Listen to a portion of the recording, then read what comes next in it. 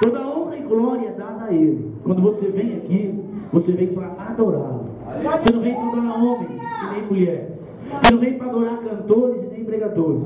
Porque todos nós aqui somos de barro. Glória a Deus. A excelência que habita no crente é o Espírito Santo. Esse é divino. Nós somos barro. Para falar desse texto que nós lemos, vamos voltar um pouquinho e subir ao céu. Ao céu do céu onde habita o Todo-Poderoso. A Bíblia diz que Deus tem um trono majestoso. À sua direita está o seu Filho Jesus. E à sua esquerda o Espírito Santo. Porque eles formam a Trindade. A Trindade que você não escreve, você não vê escrito na Bíblia. Pai, Filho e Espírito Santo em texto teológico, mas você percebe a presença da Trindade no ministério de Jesus terreno, no ministério do Pai e no ministério do Espírito Santo. A Bíblia também vai nos falar de um ser que é teu e meu inimigo. Mas antes de ele ser teu inimigo, ser meu inimigo, ele era a criatura mais bela que Deus havia criado. Essa criatura com o nome de Luz-Bel, ou Luz da Alva, esse ser que era o ser mais belo que Deus havia fabricado no céu. Esse ser andava sobre as pedras afumegadas.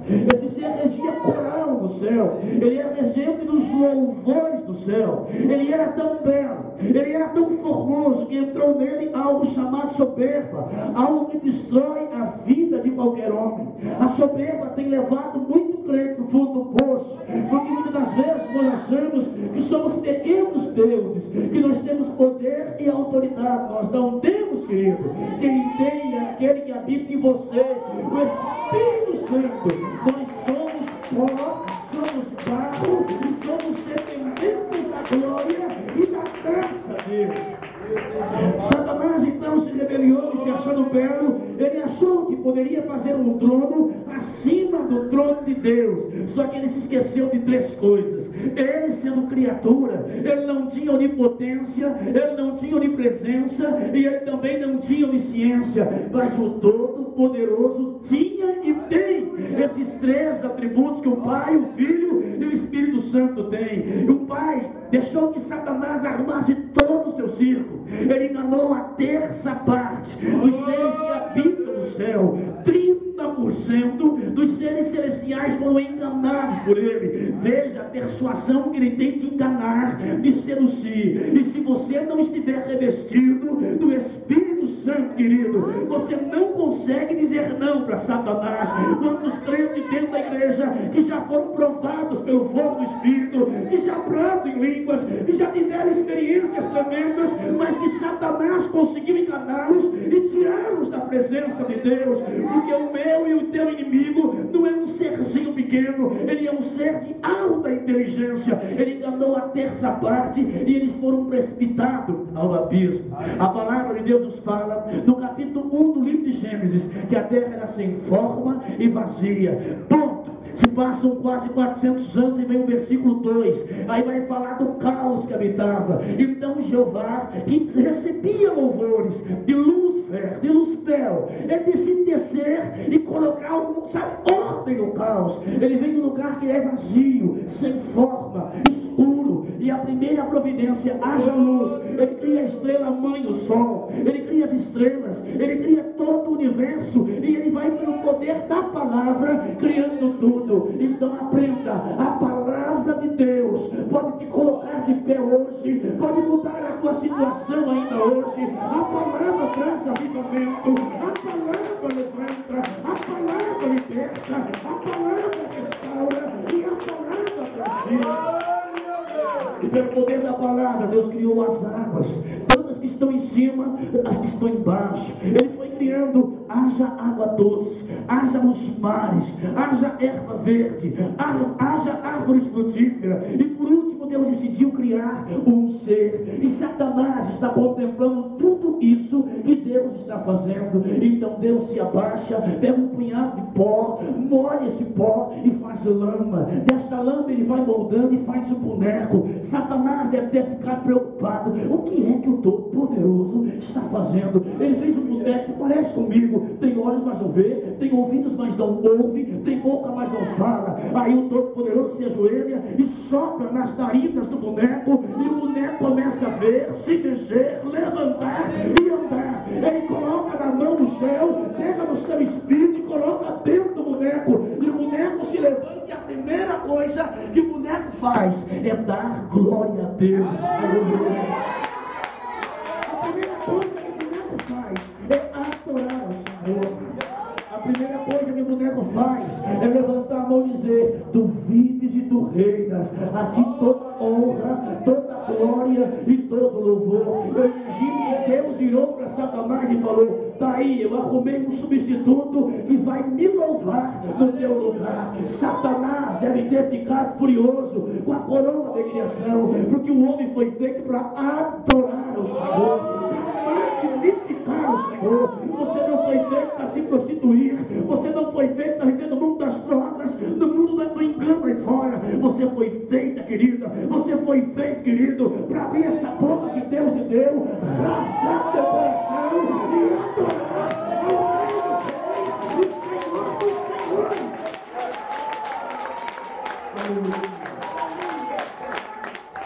Satanás confiou. Eu imagino Deus falando: eu coloquei alguém no teu lugar, ele vai adorar aqui na terra. E Deus faz um paraíso e coloca o homem no paraíso. Ele vê que o homem só não era bom, ele faz a mulher da costela do homem.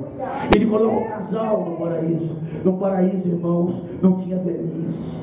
No paraíso, Adão não ia ficar careca e nem com os cabelos brancos. No paraíso, Adão não ia ter pé de galinha.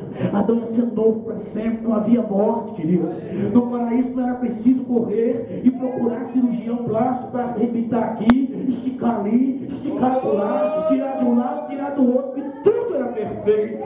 No paraíso não havia enfermidades, meu irmão. Então não era preciso ter médico, era tudo perfeito. E Deus chamou o casal e disse para o casal: tudo que tiver de árvore frutífera, vocês podem comer, mas tem uma árvore no meio do jardim. Eu quero ver se vocês realmente são verdadeiros adoradores.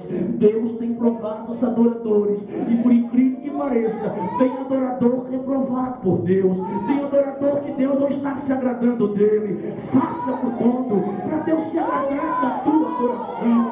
Faça de uma forma que Deus receba o teu louvor. Não é louvor verbalizado, é o louvor que sai do interior da alma do crente, que sai lá de dentro do crente, que chega ao ponto de glória. A palavra nos diz que Satanás começou a olhar e observou. Enquanto Adão andava com ela, ele rodeava longe. Ele sabia que a mulher era o vaso mais fraco, mas teve uma oportunidade, a falta de vigilância. Satanás percebeu que Eva não estava acompanhada. O inimigo da minha tua alma, ele fica observando se você tem orado nesse mês de dezembro. Ele vai te observar se você está consagrando nesse mês de dezembro. Ele vai te observar se você está lendo a Bíblia nesse mês de dezembro. Se você ficar em casa, se você não ler a palavra, se você não dobrar teu joelho, se você não consagrar tua vida, ele vai vir compartilhar você, porque ele vai perceber que ele tem uma chance de lhe colocar por terra. Mas se ele observar e ver que você está orando, vindo para a igreja, falando de Jesus, lendo a Bíblia, santificando tua vida, adorando uma alma, ele vai perceber que não tem como ele te pegar, não tem como ele te vencer, não tem como ele te calar, querido. Ele pegou uma oportunidade única. Eva sozinha. Ele entrou na serpente, abriu a boca da serpente e começou a usar a palavra para seduzir Eva.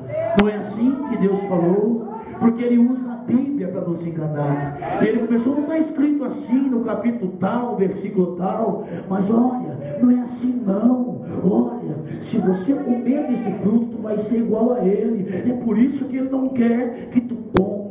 As promessas do diabo tem que ser questionada pelo crente. É, Satanás, tem certeza? Eu vou consultar Deus e ver se eu posso fazer o que está falando. Ele vai correr. É quando o crente resiste ele. Ele pegou ela despreparada. Ela cobiçou com os seus olhos, desejou no seu coração, e o pecado foi consumado. Quando o pecado entrou na vida de Eva e na vida de Adão, perceberam que estava nus, e Deus que passeava, e Deus tinha uma intimidade com o casal. Deus passeou e procurou por hora do meio-dia: Adão, onde tu estás? Adão se escondia. Adão, onde é que estás? Adão se escondia. Querido, nos olhos do Todo-Poderoso ninguém se esconde. Não é como orar e correr de Deus. Pecado é pecado e diante dos olhos dele.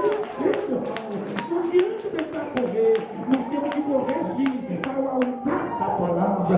A Bíblia diz que Deus matou o primeiro cordeiro, vestiu as vestes em Adão e Eva, e o primeiro sangue de sacrifício, mas o pecado começou a fazer do homem escravo. O diabo começou a escravizar o homem. Então Satanás deve ter batido no peito e falou: cadê, Jeová, a tua criatura, a coroa da criação? Cadê os teus adoradores? E eu imagino Deus voltando do céu, irado, revoltado. Ele deve ter parado os ares, olhar para baixo e usar no capítulo 3 de Gênesis e dito a Satanás assim: ô inimigo da minha alma, ô inimigo, eu vou te dizer algo que vai estrondar o universo agora. Da semente da mulher vai nascer alguém que vai esmagar a tua cabeça, reconciliar o homem comigo e reconquistar o paraíso perdido. Era a profecia acerca do Emanuel, e quer dizer Deus conosco. Aleluia. E os anos foram passando e vieram várias alianças. Aliança adâmica, o homem falha. Aliança noélica, o homem cai. Vem a lei mosaica, o homem não consegue cumprir. E vem vindo.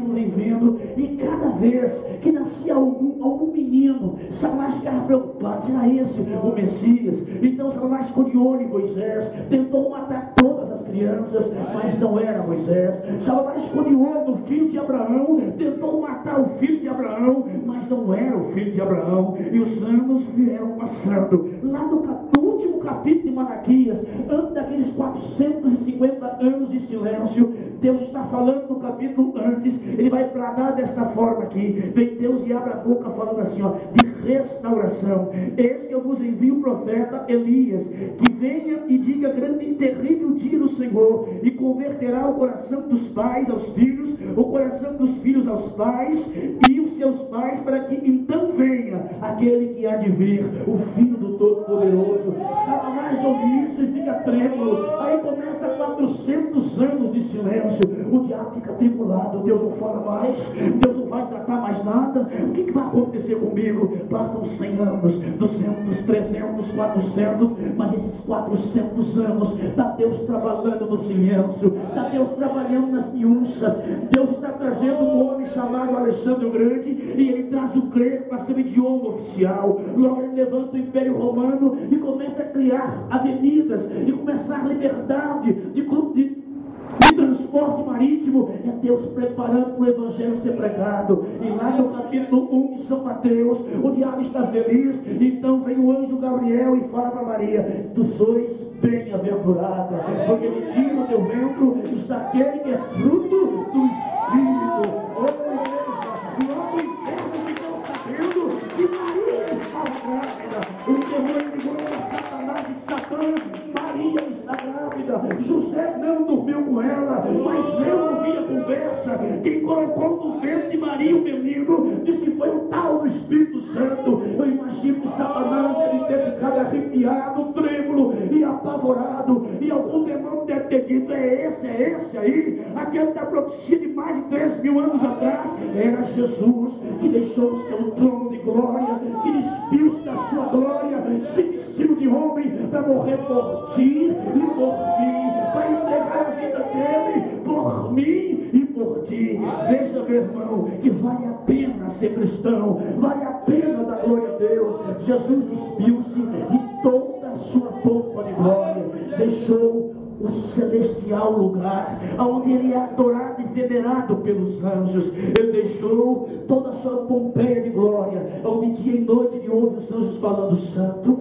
santo, santo és tu, Senhor. Ele deixou a coroa de glória, ele deixou o ser espiritual que ele era, e ele vai deixar ao pé da cruz 3 coisas. Ele deixa a onipotência, a onipresença e a onisciência, e se veste de homem para vencer o pecado na carne. O diabo tenta Jesus de todas as formas, e Jesus vai vencendo ele lentamente. Jesus não vai esmagar a cabeça do inimigo da tua alma e da minha, de uma vez, ele começa esmagando lentamente. Cada dia dava um aperto mais forte. Satanás se via tribulado, olhava para o paraíso, o homem não tinha acesso. E o capítulo começa 1, 2, 3, e começa o ministério de Jesus, ele falando acerca do arrependimento. Mas quando o mestre é colocado na cruz, meu irmão, quando ele é pregado no alto do Gólgota, Satanás não vai querer que ele desça. Não, ele está de olho e está pensando: o que vai acontecer com ele agora? Agora eu consegui colocar ele na cruz,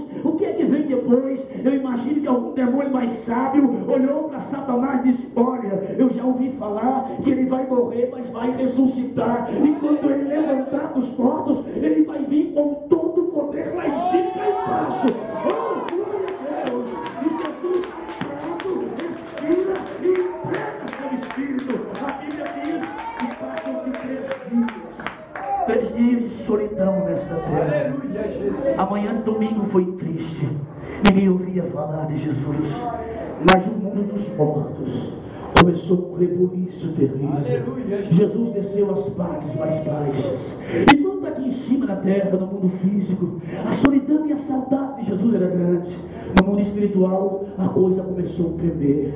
Porque antes da morte de Jesus, todos desciam ao chamado Seol, os salvos e os não salvos. Os salvos ficavam de um lado, chamado paraíso, o seio de Abraão, e do outro lado, onde estavam os perdidos, o chamado Seol, lugar de tormento, ficavam aqueles que haviam perdido a sua vida na terra, mas que não haviam sido salvos. E é lá que Jesus vai primeiro. Ele vai e desce ao mundo dos mortos, porque ele quer falar com o chefe desse lugar. O chefe desse lugar tem nome. Era aquele que um dia habitou no céu, era aquele que um dia destruiu o homem, trouxe o pecado no mundo. E alguém ouve falar: Satã, está chegando algo que traz um esplendor de glória. Eu nunca vi algo assim. Está chegando alguém, a glória dele está buscando a gente. O que é este homem que é conosco? Quando Jesus pisa no Seol, ele abre a boca e fala: eu quero o chefe aqui. Eu não quero falar com os demônios pequenos, eu quero o grandão. Satanás vem se rastejando como uma serpente que a Bíblia descreve. Então Jesus levanta o pé e se põe seu pescoço aqui debaixo, a sua cabeça debaixo do solado do meu pé, e olhando para você, olhando para mim, ele fala: todo o poder me foi dado lá em cima, me foi dado lá embaixo, e eu esmago a cabeça da serpente, reconquistando o paraíso aqui, vida eterna, restaurando e reconciliando. Oh, meu Deus! É a partir disso que nós somos chamados de menina dos olhos de Deus. Até então éramos chamados de pecadores. Depois disso, Jesus chama a morte. A morte vem trêmula, era que tanto causava pavor da humanidade.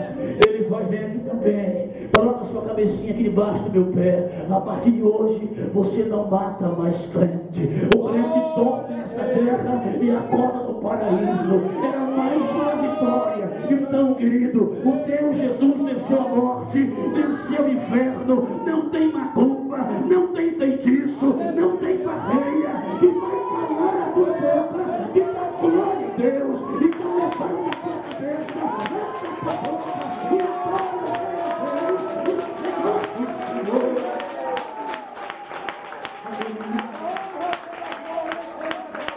Dá, meu querido, dá para trocar um Deus desse por esse Deus do mundo aí? Dá para deixar Jesus pela Iemanjá no dia 31 de dezembro? Dá para trocar Jesus pelo centro de candomblé? Dá, querido, dá. Dá para trocar Jesus pela mesa branca? Dá, querido, dá. Você não precisa acender vela branca para anjo de guarda, que já tem um anjo que te guarda de graça. Você não precisa arriar despacho com galinha, ou cabrito, ou bode, porque o sangue do cordeiro já foi derramado. O que você precisa é levantar tuas mãos, abrir teu coração e louvar ao Deus dos deuses, Rei dos reis e Senhor dos senhores. É Ele a glória, é Ele o louvor, é Ele a adoração. Adore, glorifique, magnifique. Ele é digno de ser adorado, de ser magnificado, de ser exaltado. Depois disso, aleluia, céus. Ele reúne os seus discípulos.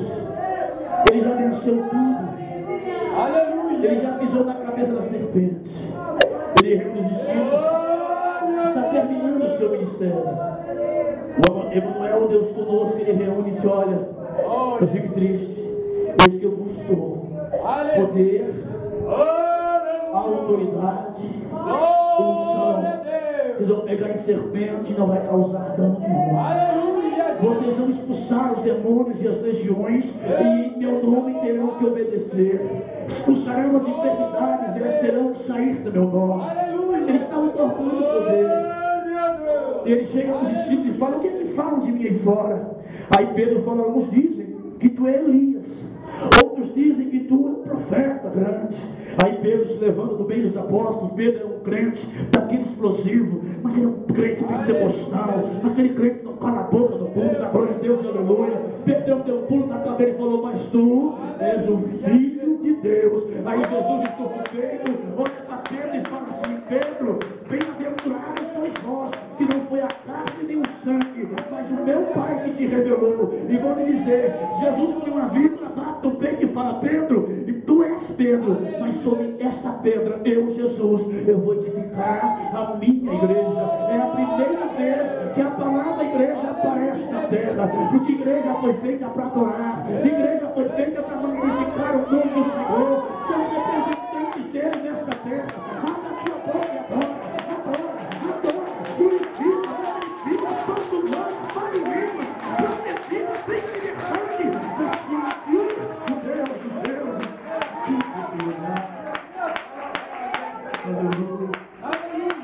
as fases da igreja são 7, querido.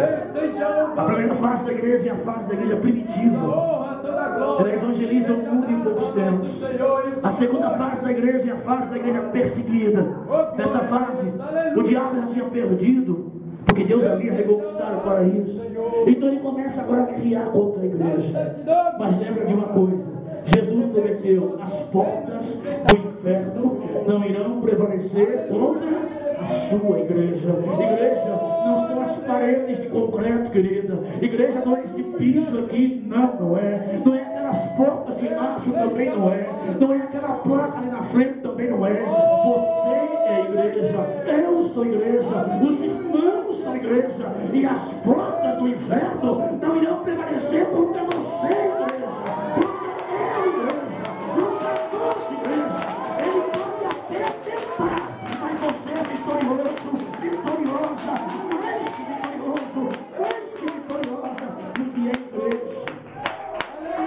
Comprada com sangue. Não foi sangue de galinha, não foi sangue de cabrito, sangue do cordeiro.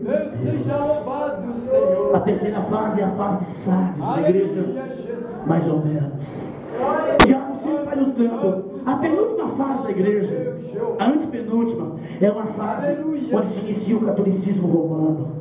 A igreja sai daquilo que é sacro e começa a se curvar diante de imagens, adorar. O diabo fica feliz: agora eles adoram a mim, agora eles acendem velas, imagens.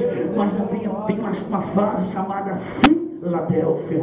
Na época de Filadélfia, surge um homem chamado John Hus. Ele vem e começa a pregar a verdadeira palavra. Logo vão pegar John Hus para matar, mas antes de degolarem John Hus, ele vem e fala: vocês podem matar mesmo, pode matar o pombo, mas o cisne daqui 100 anos, ele vai bradar. E passam 100 anos depois de John Hus, e começa o maior avivamento do século presente na Europa. A Europa é varrida pelo avivamento de homens que Deus levanta, da nova safra da igreja. Esse avivamento passa pelos Estados Unidos e em 1900 chega aqui no Brasil, lá no Belém do Pará, com a primeira igreja pentecostal brasileira, e começa a arder em chama o Brasil. Em 1950 surge então o Brasil para Cristo, e em 1962 um jovem chamado Davi Miranda, Jeová vem, pega ele e fala: Davi, eu quero continuar o avivamento da igreja, eu quero manter a igreja de pé, então tu vai ser aquele em que eu vou mudar mais uma denominação. A igreja de Cristo não perece. Estamos vivendo uma época, irmãos, de Laodiceia. tem dinheiro, prospera, tem carro, veste-se bem, come-se bem, mas espiritualmente está morno. E morno é aquela comida que não cai bem, mexe no estômago. Tem crente morno, o estômago de Deus está se mexendo. Não deixa ele te vomitar, não. Antes que ele te vomite, dobra o teu joelho do seu crente, um crente aceso. A partir de hoje, pise na vaidade, pise no mundo, expulsa Satanás, clama por renovo, clama por misericórdia, clama por restauração. Levanta e anda, levante da glória, levante para línguas, levante da precisa. Igreja é viva, porque ela vai morar com você. Aleluia. A última fase da igreja é a melhor. Aleluia, Jesus. Jesus vem sobre as nuvens, olha para a igreja e fala: chega de ficar nesse mundo, não quero mais vocês aí. Ele vai virar para a igreja e falar: eu quero a igreja dando glória e adorando aqui em cima. Ele vem buscar e levar para ele a igreja. Nós temos um que é nosso proprietário. Você não é dono do seu nariz, querida. Por isso você não faz o que quer, não vai aonde quer, não casa com quem você quer, você casa com quem Deus quer, você vai aonde Deus quer, você dá glória, não é para o homem, é para Deus. Tu não canta para o homem, canta para Deus, porque tu é igreja, e a igreja tem um dono, e o dono dessa igreja chama-se Emanuel, Deus conosco. Não tem macumba, não tem feitiçaria, não tem bruxaria, não tem ameaça de PCC, de TCC. O que é importante é que tu tem Deus que zela e vela por você. Levanta a tua mão, adora o Senhor, glorifica Ele.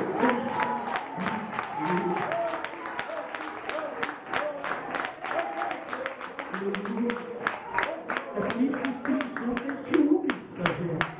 Não é? Volta e meia tem um crente, dá uma puxão de orelha. Converte, rapaz. Pega a crente aí, velho, te converte. Agora vai dar um glória. É por isso que quando tu tá meio loucorona aí no banco, calada, queixo duro, não dá um glória, o Espírito Santo vai lá dar um beliscão. Vamos ver, você vai dar glória a Jeová ou não vai? Você está rebelde e quer cantar para ele, vai lá dar um beliscão. Você vai louvar ou não vai? Porque você é igreja, a igreja é adoradora. Você é igreja e você foi feita para adorar a Deus. Nos convertemos para sair do mundo e nos santificamos para que o mundo nunca entre na gente, irmão. Porque somos igreja. Quem é igreja, levanta a mão. Quem tem Emanuel como seu Deus, levanta a mão e dá glória. Quem tem certeza que Ele está aqui, levanta a mão e dá glória. Ele está com o Senhor. Pode louvar a Deus, Paulo.